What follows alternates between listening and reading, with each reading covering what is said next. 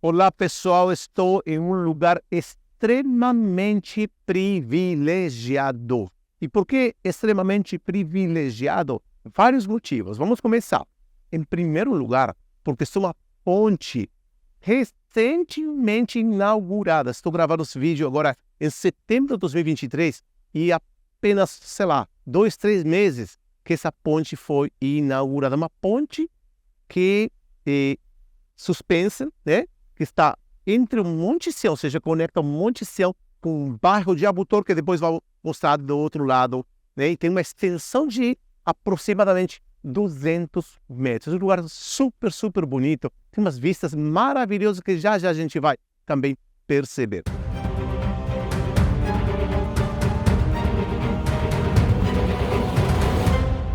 Mas por que também esse lugar é super privilegiado? Porque se você quer conhecer a história de Jerusalém, de milhares e milhares de anos, esse aqui é o lugar ideal.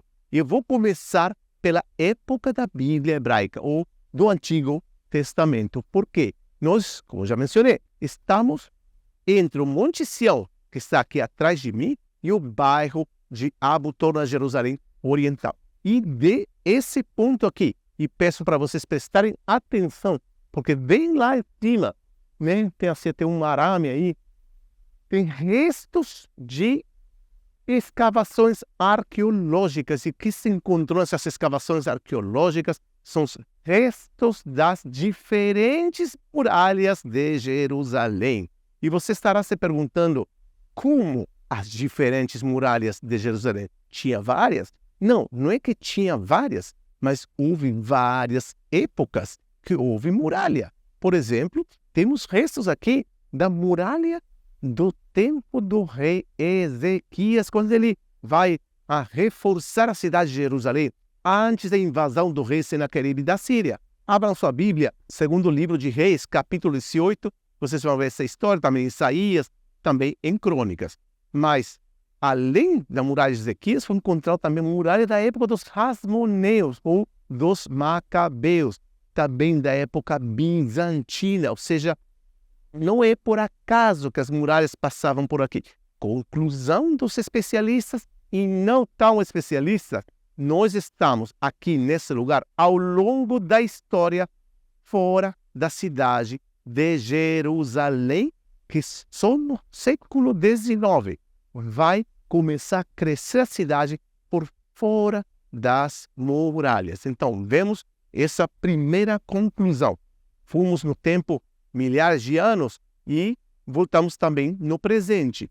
Então, aqui fora da cidade de Jerusalém. E onde me encontro aqui, debaixo de mim, pessoal, estava literalmente o inferno. E convido todos vocês também a assistir um vídeo que eu fiz sobre o inferno em Jerusalém. O chamado Vale de Gená está aqui embaixo, onde aconteciam coisas terríveis da época de Moisés e Jeremias, quando faziam aqui, debaixo dessa ponte onde eu me encontro aqui, sacrifícios humanos de bebês para o deus Moloque, um deus estrangeiro, moabita, provavelmente.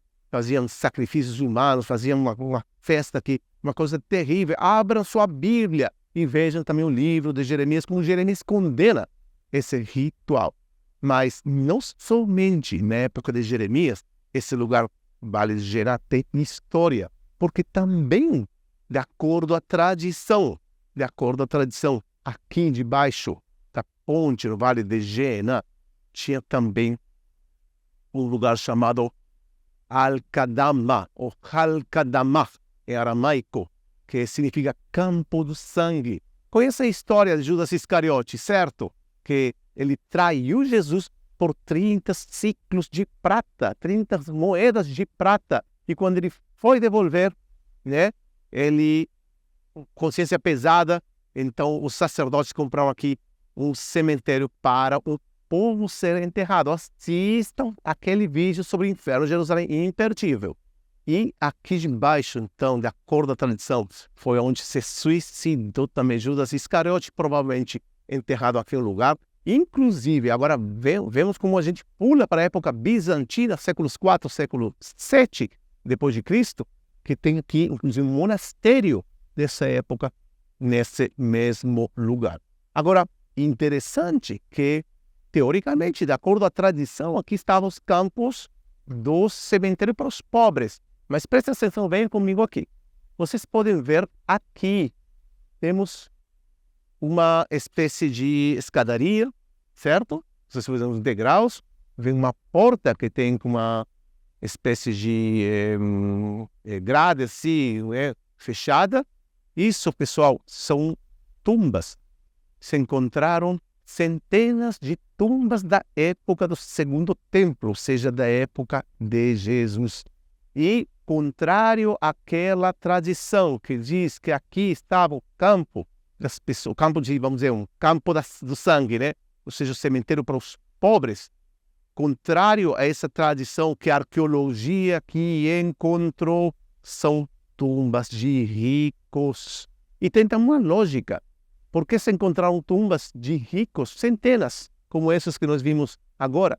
Porque os ricos faziam tumbas de luxo, muito, muito elaboradas, bem construídas, e os pobres eram enterrados em uma terra. Então, logicamente, não vai sobreviver nenhum cemitério de pobres, porque o tempo passa e vai, tem terremotos, guerras, chuva, etc. E as pedras dos ricos ficaram. Então, provável que sim, que tinha um cemitério para pobres, mas também a arqueologia encontrou um cemitério para ricos da época de Jesus.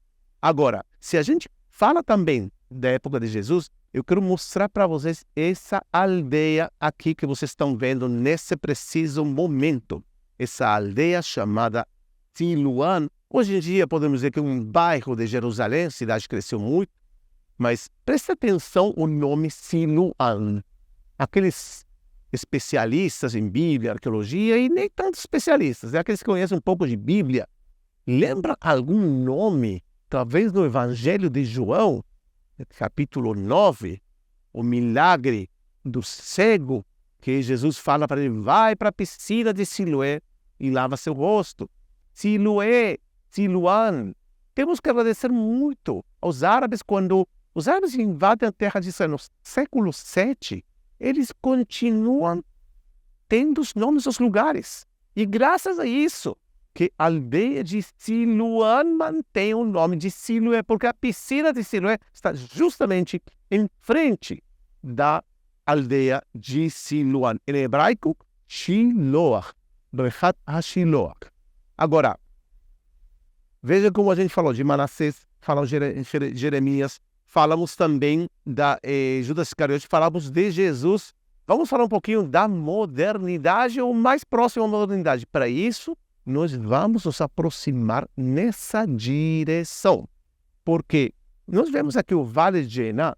Se a gente continuasse subindo pelo Vale de Jená, a gente ia chegar também a um lugar chamado, que não dá para ver muito bem daqui. Vocês veem um moinho, talvez um moinho de Montefiore, já vou falar.